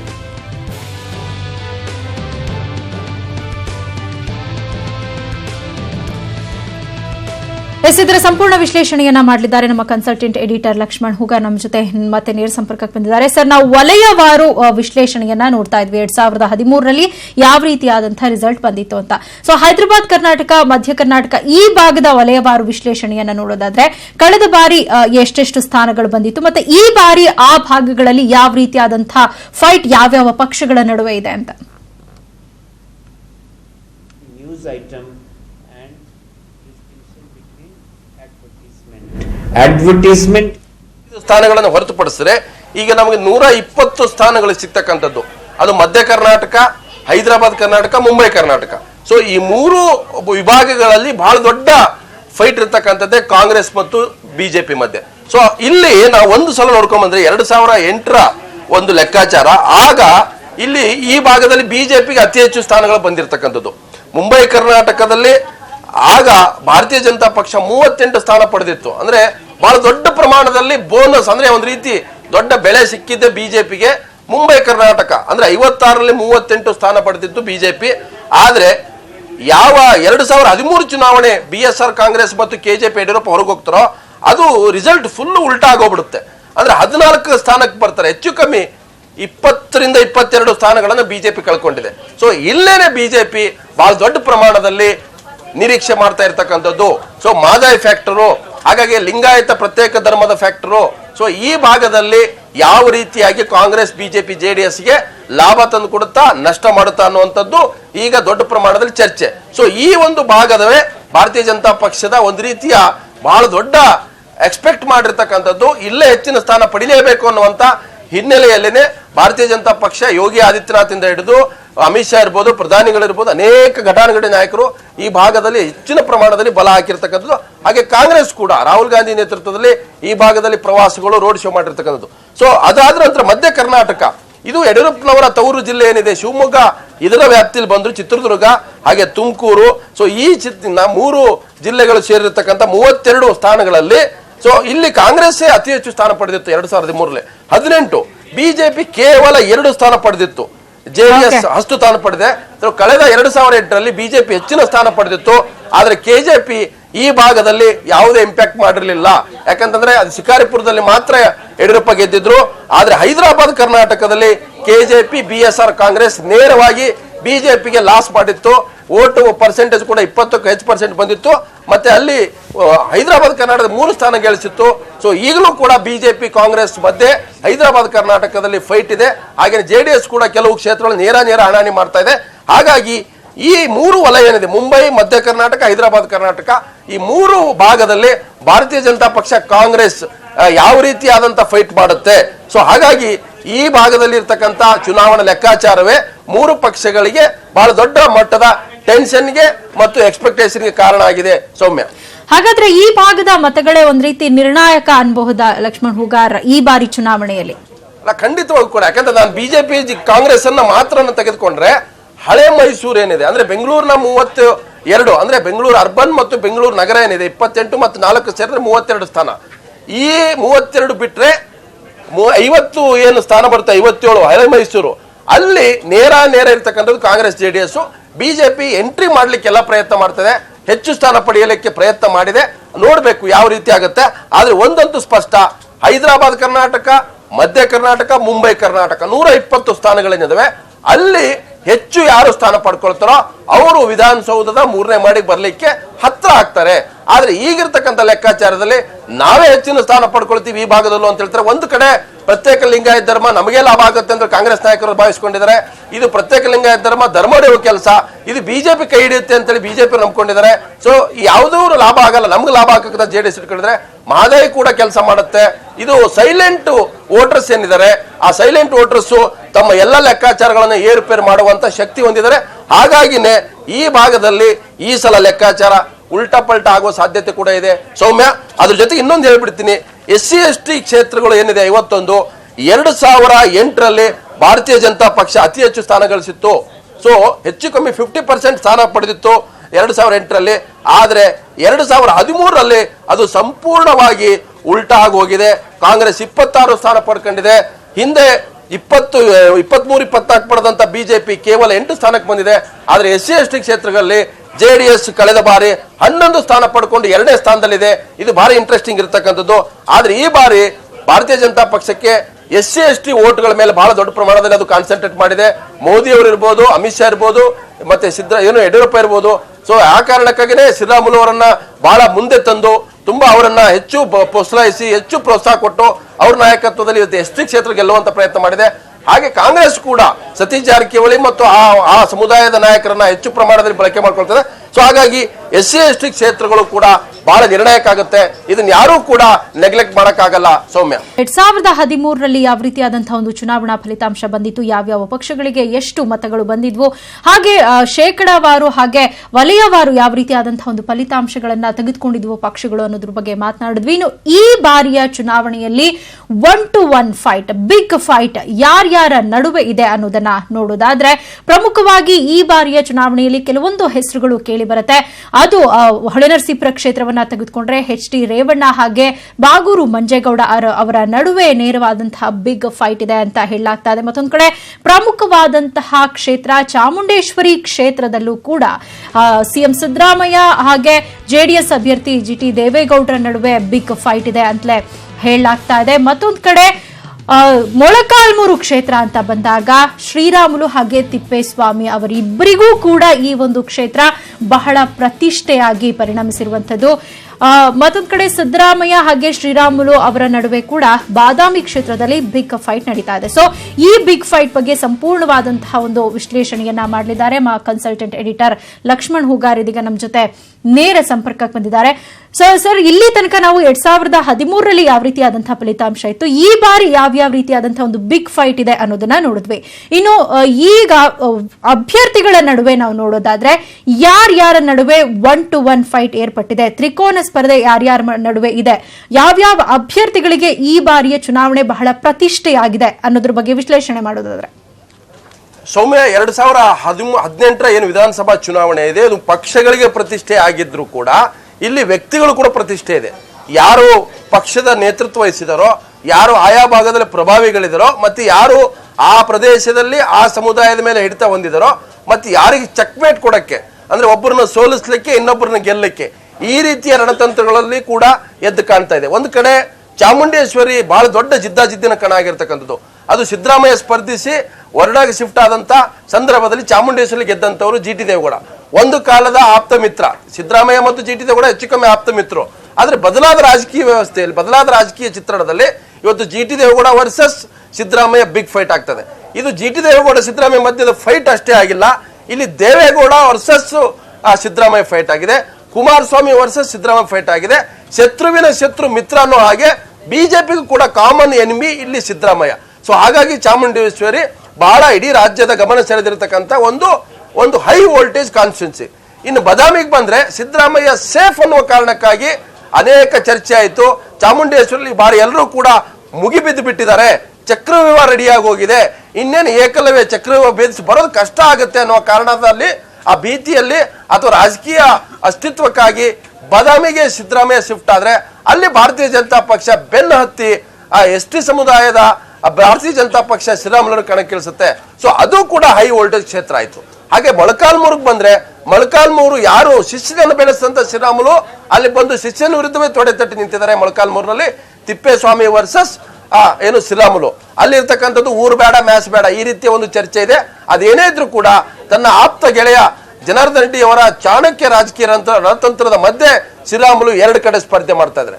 ಹಾಗೆ ಕುಮಾರಸ್ವಾಮಿ ಕೂಡ ರಾಮನಗರ ಮತ್ತು ಚನ್ನಪಟ್ಟಣದಲ್ಲಿ ಇವತ್ತು ಅಖಾಡಕ್ಕಿಳಿದಿದ್ದಾರೆ. ಅಲ್ಲಿ ಚನ್ನಪಟ್ಟಣದಲ್ಲಿ ಯೋಗೇಶ್ವರ್ ಸೋಲಿಸಬೇಕನ್ನುವಂತ ರಾಜಕೀಯ ವೈರಿ ಏನು ಡಿ ಕೆ ಶಿವಕುಮಾರ್ ಲೆಕ್ಕಾಚಾರ ಹಾಕಿದ್ರು. ಆದ್ರೆ ಕೊನೆ ಕ್ಷಣದಲ್ಲಿ ಕುಮಾರಸ್ವಾಮಿ ಕೂಡ ಎಂಟ್ರಿ ಆಗಿರೋದ್ರಿಂದ ಆ ಕ್ಷೇತ್ರ ಕೂಡ ಇವತ್ತು ಬಹಳ ಇಡೀ ಗಮನ ಸೆಳೆದಿದೆ, ಒಂದು ಕದನ ಕುತೂಹಲಕ್ಕೆ ಎಡೆ ಮಾಡಿದೆ. ಈಗ ಅಲ್ಲಿ ಸಿದ್ದರಾಮಯ್ಯ ಇವರ ಒಕ್ಕಲಿಗರ ಫೈಟ್ ಮಧ್ಯೆ ಇವತ್ತು ಅಹಿಂದಕ್ಕೆ ಸೇರಿದಂತ ಹಿಂದುಳಿದು ಸೇರಿದಂತ ಎಚ್.ಎಂ. ಅವರನ್ನ ಕಣಕ್ಕಿಳಿಸಿದ್ರೆ ಅದು ಕೂಡ ರಾಜಕೀಯ ಪ್ರತಿಷ್ಠೆಯ ಅಖಾಡ ಆಗಿದೆ. ಸೊ ಹೀಗೆ ಅನೇಕ ಕ್ಷೇತ್ರಗಳಿದಾವೆ. ಹೊಳೆನರಸೀಪುರದಲ್ಲಿ ಎಚ್ ಡಿ ರೇವಣ್ಣ ಸಿದ್ದರಾಮಯ್ಯ ಅವರ ಸ್ನೇಹಿತ ಅಂತ ರಾಜಕೀಯವಾಗಿ ಎಲ್ಲರೂ ಕರೀತಾರೆ. ಆದ್ರೆ ಬಾಗೂರು ಮಂಜೇಗೌಡ ಅಂತಕ್ಕಂಥ ಸರ್ಕಾರಿ ನೌಕರ ಸಂಘದ ಅಧ್ಯಕ್ಷರನ್ನ ರಾಜೀನಾಮೆ ಕೊಡಿಸಿ ಅವರ ದೇವೇಗೌಡರ ಮಕ್ಕಳ ವಿರುದ್ಧ ರಾಜಕೀಯವಾಗಿ ತೊಡೆ ತಟ್ಟಲಿಕ್ಕೆ ಬಾಗೂರು ಮಂಜೇಗೌಡ ಕಣಕ್ಕಿಳಿಸಿದ್ದಾರೆ. ಸೊ ಹೀಗೆ ಅನೇಕ ಕ್ಷೇತ್ರಗಳು. ನೀವು ಕಲಬುರಗಿಗೆ ಬಂದ್ರೆ ಎಂ.ವೈ. ಪಾಟೀಲ್ ವರ್ಸಸ್ ಮಾಲಿಕೆ ಗುತ್ತೇದಾರ್, ಆಳಂದಕ್ಕೆ ಬಂದ್ರೆ ಸುಭಾಷ್ ಗುತ್ತೇದಾರ್ ವರ್ಸಸ್ ಏನು ಬಿ.ಆರ್. ಪಾಟೀಲ್, ಹಾಗೇನೆ ಮಂಗಳೂರಿಗೆ ಬಂದ್ರೆ ಬಂಟ್ವಾಳದಲ್ಲಿ ರಮಾನಾಥ್ ವರ್ಸಸ್ ಕಲ್ಲಡ್ಕ ಪ್ರಭಾಕರ್ ಭಟ್ರ ಏನು ಮೆಚ್ಚಿನ ಶಿಷ್ಯ ರಾಜೇಶ್ ನಾಯಕ್ ಅಲ್ಲಿ ಸ್ಪರ್ಧೆ ಮಾಡ್ತಾ ಇದ್ದಾರೆ. ಸೊ ಮೈಸೂರಿನ ಇನ್ನೊಂದು ಕಡೆ ನೀವು ಹೋದ್ರೆ ಎಚ್ ವಿಶ್ವನಾಥ್ ಸಿದ್ದರಾಮಯ್ಯ ವಿರುದ್ಧ ರಾಜಕೀಯವಾಗಿ ತೊಡೆತಟ್ಟಿ ಜೆಡಿಎಸ್ ಸೇರಿ ಯಾವ ಜೆಡಿಎಸ್ ಅನ್ನ ಕನಸು ಮನಸ್ಸಲ್ಲೂ ಕೂಡ ಒಂದು ಕ್ಷಣ ಕೂಡ ಒಳ್ಳೆಯದನ್ನು ಬಯಸ್ತಿರ್ಲಿಲ್ಲ, ಬರೀ ಟೀಕೆಗಳು ಮಾಡ್ತಾ ಇದ್ದ ವಿಶ್ವನಾಥ್ ಬದಲಾದ ರಾಜಕಾರಣದಲ್ಲಿ ದೇವೇಗೌಡರ ಪಾರ್ಟಿಯನ್ನು ಅಪ್ಕೊಂಡು ಹುಣಸೂರಿನಲ್ಲಿ ಕಣಕ್ಕಿಳಿದ್ದಾರೆ. ಮಂಜುನಾಥ್ ವರ್ಸಸ್ ವಿಶ್ವನಾಥ್ ಆಗಿರ್ತಕ್ಕಂಥದ್ದು.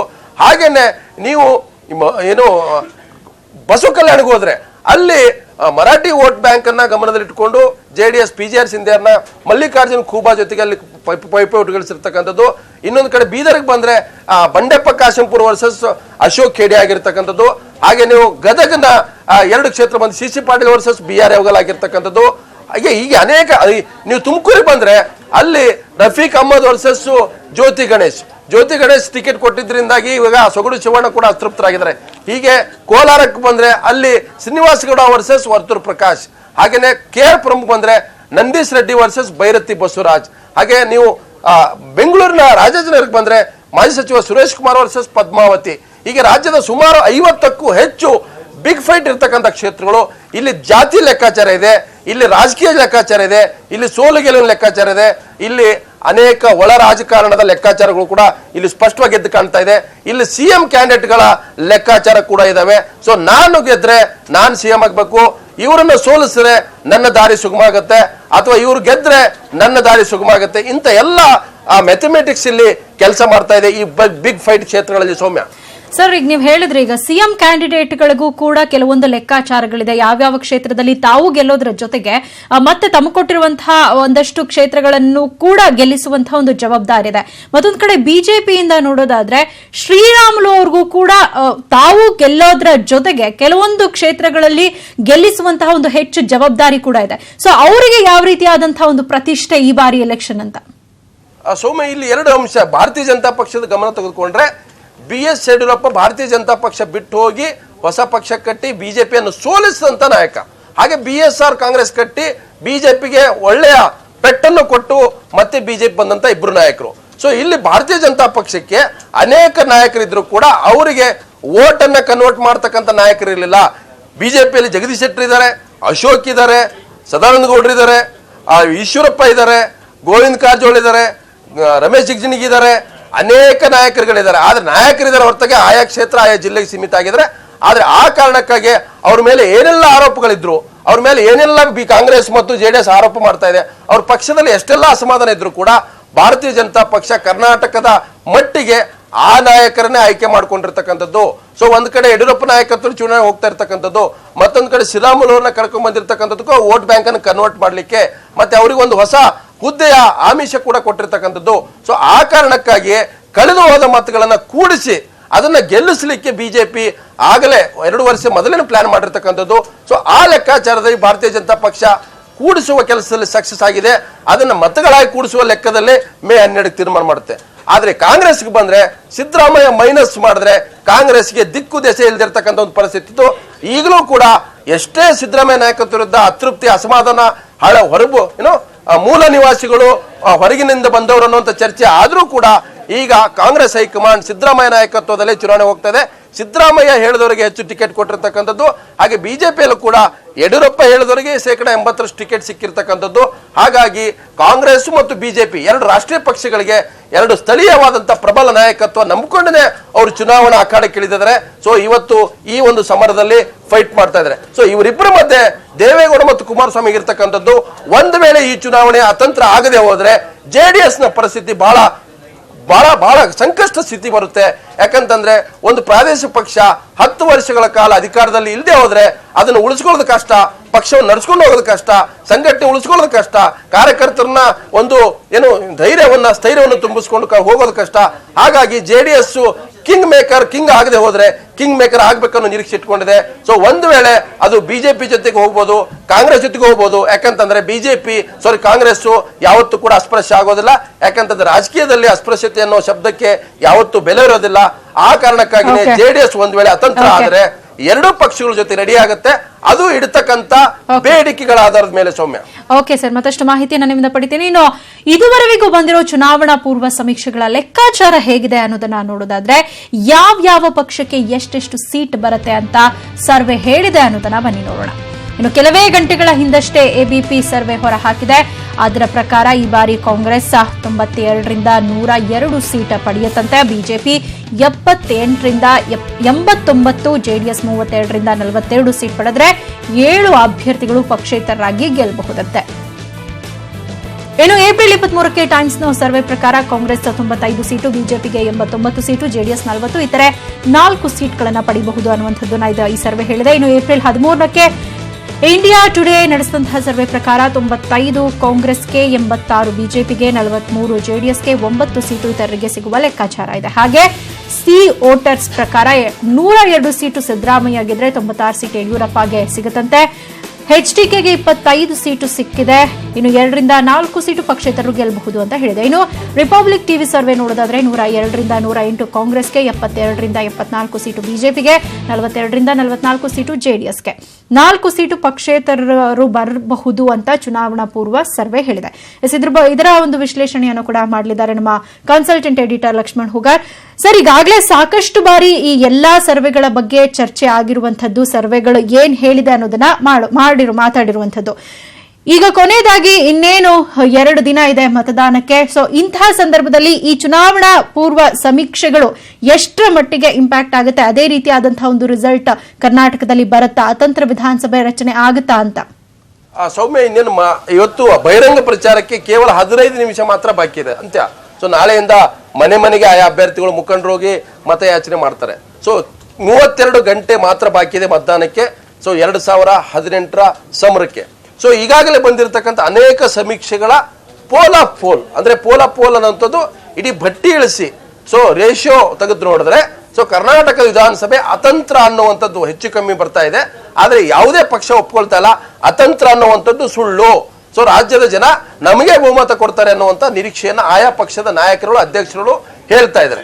ಆದ್ರೆ ಈಗ ಬಂದಿರತಕ್ಕಂಥ ಎಲ್ಲ ಸಮೀಕ್ಷೆಗಳನ್ನ ಒಂದು ಬಟ್ಟಿ ಇಳಿಸಿದ್ರೆ ಸೊ ಕಾಂಗ್ರೆಸ್ ಏಕೈಕ ದೊಡ್ಡ ಪಕ್ಷವಾಗಿ ಬರ್ತಾ ಇದ್ರೆ, ಕೆಲವು ಸಮೀಕ್ಷೆಗಳಲ್ಲಿ ಬಿಜೆಪಿ ಬರ್ತಾ ಇದೆ. ಸೊ ಹೆಚ್ಚು ಕಮ್ಮಿ ಇದು ಸಮ್ಮಿಶ್ರ ಅಂತ ಬರ್ತಾ ಇದೆ. ಸೊ ಜೆಡಿಎಸ್ ಕಿಂಗ್ ಮೇಕರ್ ಅನ್ನುವಂಥದ್ದು. ಸೊ ಯಾಕಂತಂದ್ರೆ ಇಲ್ಲಿ ಸ್ಪಷ್ಟವಾಗಿ ಗಮನಿಸುವಂಥದ್ದು, ಈ ಒಂದು ಏನು ಚುನಾವಣಾ ಅಖಾಡದಲ್ಲಿ ಎಲ್ಲೂ ಕೂಡ ಬಹಳ ಮಹತ್ವದ ಜನರ ವಿಚಾರಗಳು ಚರ್ಚೆಗೆ ಬರಲಿಲ್ಲ. ಯಾಕಂತಂದ್ರೆ ಆಂಟಿ ಇನ್ಕಂಬೆನ್ಸಿ ಇಲ್ಲ ಅಂತ ಹೇಳಿ ಕಾಂಗ್ರೆಸ್ ವಾದ ಮಾಡ್ತಾ ಇದೆ. ದೊಡ್ಡ ಪ್ರಮಾಣದಲ್ಲಿ ಅಂಡರ್ ಕರೆಂಟ್ ಆಂಟಿ ಇನ್ಕಂಬೆನ್ಸಿ ಅಂತ ಹೇಳಿ ಬಿಜೆಪಿ ಹೇಳ್ತಾ ಇದೆ. ಸೊ ಇವ್ರು ಯಾರಿಗೂ ಕೂಡ ರಾಜ್ಯದ ಜನರ ಬಗ್ಗೆ ಆಸಕ್ತಿ ಇಲ್ಲ, ಕಾಳಜಿ ಇಲ್ಲ ಅಂತ ಜೆಡಿಎಸ್ ಹೇಳ್ತಾ ಇದೆ. ಸೊ ಹಾಗಾಗಿನೇ ಕರ್ನಾಟಕದ ವಿಧಾನಸಭಾ ಈ ಸಲದ ಚುನಾವಣೆಯಲ್ಲಿ ಪೊಲರೈಸ್ ಮಾಡ್ತಕ್ಕಂಥ, ಧ್ರುವೀಕರಣ ಮಾಡ್ತಕ್ಕಂಥ, ಜಾತಿಯ ಆಧಾರದ ಮೇಲೆ, ಧರ್ಮದ ಆಧಾರದ ಮೇಲೆ, ಅನೇಕ ಆಯಾ ಪ್ರಾದೇಶಿಕ ವಿಚಾರಗಳ ಆಧಾರದ ಮೇಲೆ ಒಂದು ಪೊಲರೈಸ್ ಮಾಡ್ತಕ್ಕಂಥ ಪ್ರಯತ್ನ 3 ಪಕ್ಷಗಳಿಂದ ಆಗಿದೆ. ಹಾಗಾಗಿನೇ ಈ ಸಲದ ಈ ಸಮೀಕ್ಷೆಗಳಲ್ಲಿ ಒಂದು ಕ್ಲಾರಿಟಿ ಅನ್ನುವಂಥದ್ದು ಮತದಾರರಿಗಿಲ್ಲ ಅನ್ನುವಂಥ ಒಂದು ಮೆಸೇಜ್ ಪಾಸ್ ಆಗ್ತದೆ. ಆದ್ರೆ ಒಂದು ನಾವು ಗಮನಿಸಬೇಕು, ಯಾವತ್ತೂ ಕೂಡ ಮಾತಾಡೋ ಮತದಾರರಿಗಿಂತ ಮಾತಾಡದೇ ಇರೋ ಮತದಾರ ಬಹಳ ಜಾಣ ಆಗಿರ್ತಾನೆ. ಸೊ ನಾವು ಬಹಳ ಜನ ಏನ್ ತಿಳ್ಕೊಂಡ್ಬಿಡ್ತೀವಿ, 4 ಜನ ಮಾತಾಡೋದನ್ನೇ ಅಲ್ಟಿಮೇಟ್ ಅಂತ ಹೇಳ್ತೀವಿ. ಹಾಗಾಗಿ ಸಮೀಕ್ಷೆಲ್ಲೂ ಕೂಡ ಮಾತಾಡಿಸಿರೋರ ಅಭಿಪ್ರಾಯವೇ ಹೊರತು ಮಾತಾಡದೇ ಇರೋರ ಅಭಿಪ್ರಾಯ ಆಗಿರಲ್ಲ. ಸೊ ಪ್ಲಸ್ ಆರ್ ಮೈನಸ್ ಇದ್ದೇ ಇರುತ್ತೆ. ಅನೇಕ ಸಮೀಕ್ಷೆಗಳು ಸುಳ್ಳಾಗಿದ್ದಾವೆ, ಅನೇಕ ಸಮೀಕ್ಷೆಗಳು ನಿಜ ಆಗಿದ್ದಾವೆ, ಅನೇಕ ಸಮೀಕ್ಷೆಗಳು 100ಕ್ಕೆ 100 ನಿಜ ಆಗಿದ್ದು ಕೂಡ ಇದಾವೆ. ಅನೇಕ ಸಮೀಕ್ಷೆಗಳ ಲೆಕ್ಕಾಚಾರಕ್ಕಿಂತ ಡಬಲ್ ರಿಸಲ್ಟ್ ಕೂಡ ಉತ್ತರ ಪ್ರದೇಶದಲ್ಲಿ ಬಂದಿರತಕ್ಕಂಥದ್ದು. ಹಾಗೆ ಹಿಂದೆ ಕರ್ನಾಟಕದ 2-3 ಸಮೀಕ್ಷೆಗಳು ಏನಿದಾವೆ ಕೆಲವು ಸಂಸ್ಥೆಗಳದು ಅದು ನಿಜ ಕೂಡ ಆಗಿರ್ತಕ್ಕಂಥದ್ದು. ಹಾಗಾಗಿ ನಾವು ಸಮೀಕ್ಷೆಯನ್ನ ಡೌಟು ಪಡೋದು ತಪ್ಪಾಗುತ್ತೆ, ಅಥವಾ ಸಂಪೂರ್ಣವಾಗಿ ಒಪ್ಪೋದು ಕೂಡ ತಪ್ಪಾಗುತ್ತೆ. ಸೊ ಎಲ್ಲೋ ಅದ್ರ ಮಧ್ಯೆ ಒಂದು ಪ್ಲಸ್ ಆರ್ ಮೈನಸ್ ಅನ್ನುವಂಥದ್ದು ಏನಿದೆ ಸ್ವಿಂಗು ಅದು ಇದ್ದೇ ಇರುತ್ತೆ. ಸೊ ಹಾಗಾಗಿನೇ ಈಗಿನ ಸಮೀಕ್ಷೆಗಳ ಬಗ್ಗೆ ಆಯಾ ಪಕ್ಷದ ಅಭಿಪ್ರಾಯ ಒಂದೊಂದು ರೀತಿ ಇದೆ. ಯಾಕಂತಂದ್ರೆ ಅವರಿಗೆ ಹೆಚ್ಚು ಸೀಟು ಬಂದ್ರೆ ಖುಷಿ ಪಡ್ತಾರೆ, ಕಮ್ಮಿ ಬಂದ್ರೆ ಈ ಸಮೀಕ್ಷೆ ಸರಿ ಇಲ್ಲ ಅಂತ ಹೇಳ್ತಾರೆ. ಇದು ಸರ್ವೇ ಸಾಮಾನ್ಯವಾಗಿರ್ತಕ್ಕಂಥ ಅಭಿಪ್ರಾಯ. ಹಾಗಾಗಿ ಈ ಒಂದು ಚುನಾವಣೆ ಏನಿದೆ ಇದು 3 ಪಕ್ಷಗಳಿಗೆ ಪ್ರತಿಷ್ಠೆಯ ಜೊತೆಗೇನೆ ಮತ್ತೆ ನಾಯಕತ್ವದ ಪ್ರಶ್ನೆ ಇದೆ. ಯಾಕಂದ್ರೆ ಸಿದ್ದರಾಮಯ್ಯ ಅವರು ಕೊನೆ ಚುನಾವಣೆ ಅಂತ ಹೇಳಿದ್ದಾರೆ. ಮತ್ತೆ ಭಾರತೀಯ ಜನತಾ ಪಕ್ಷದಲ್ಲಿ 75 ವರ್ಷ ಆದವರಿಗೆ ಆ ಸ್ಥಾನಮಾನದ ಪ್ರಶ್ನೆ ಕೂಡ ಇದೆ. ಆದ್ರೆ ಯಡಿಯೂರಪ್ಪನವರಿಗೆ ಮಾತ್ರ ರಿಯಾಯಿತಿ ಕೊಟ್ಟಿದ್ದಾರೆ. ಹಾಗಾದ್ರೆ ಯಡಿಯೂರಪ್ಪ ನಾಯಕತ್ವದಲ್ಲೇ ಚುನಾವಣೆ ಹೋದ್ರೆ ನೆಕ್ಸ್ಟ್ ಯಾರು ಸಿಎಂ ಅವ್ರನ್ನ ಅಥವಾ ಮತ್ತೆ ಚೇಂಜ್ ಆಗುತ್ತೆ, ಈ ತರದ್ದೆಲ್ಲವೂ ಕೂಡ ಪಕ್ಷಗಳ ಚರ್ಚೆ ಇದೆ. ಒಂದ್ ವೇಳೆ ಮೈತ್ರಿ ಸರ್ಕಾರ ಬಂದ್ರೆ ಜೆಡಿಎಸ್ ಚೀಫ್ ಮಿನಿಸ್ಟರ್ ಬೇಡಿಕೆ ಇಟ್ರೆ ಕಾಂಗ್ರೆಸ್ ಬಿಜೆಪಿ ಒಪ್ಪುತ್ತಾ, ಅಥವಾ ಬೇರೆ ಪಕ್ಷದ ಏನು ಸಿಎಂ ಅನ್ನ ಜೆಡಿಎಸ್ ಒಪ್ಪುತ್ತಾ, ಬಾಯ ಬೆಂಬಲ ಕೊಡಕ್ಕೆ ಜೆಡಿಎಸ್ ರೆಡಿನಾ, ಅಥವಾ ಜೆಡಿಎಸ್ ಗೆ ನೀವು ಅಧಿಕಾರ ಮಾಡಿ ಹೊರಗಡೆ ಬೆಂಬಲ ಕೊಡ್ತೀವ, ಇವೆಲ್ಲವೂ ಕೂಡ ರಿಸಲ್ಟ್ ಬಂದ ಮೇಲೆ ಶುರು ಆಗ್ತಕ್ಕಂಥದ್ದು. ಆದ್ರೆ ಒಂದಂತೂ ಸ್ಪಷ್ಟ, ಕರ್ನಾಟಕದಲ್ಲಿ ಮಾತಾಡೋರಿಗಿಂತ ಮಾತಾಡದೇ ಇರೋರೇ ನಿರ್ಣಾಯಕ.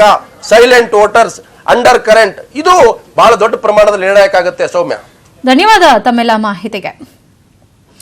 ಇದಿಷ್ಟು ಈಗಿನ ಪ್ರಮುಖ ಸುದ್ದಿ. ನೋಡ್ತಾ ಇರಿ ನ್ಯೂಸ್ 18 ಕನ್ನಡ. ಜಾಲ ನಮ್ಮದು, ಬಲ ನಿಮ್ಮದು.